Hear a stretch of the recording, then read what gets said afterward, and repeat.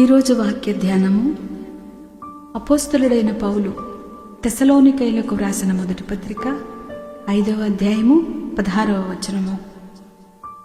ప్రతి విషయమందును కృతజ్ఞతాస్తుతులు చెల్లించుడి, ఇలాగు చేయుట క్రీస్తునందు మీ విషయంలో దేవుని చిత్తము. దేవుడి వాక్యం దీవించునుగాక. ఆమేన్.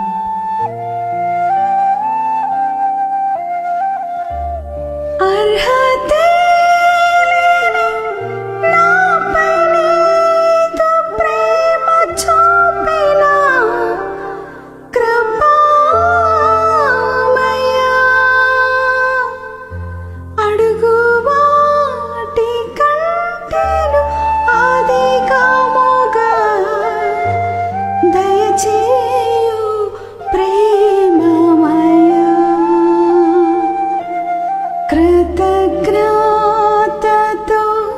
స్తుతి పాడిద నా యేసు నాథా,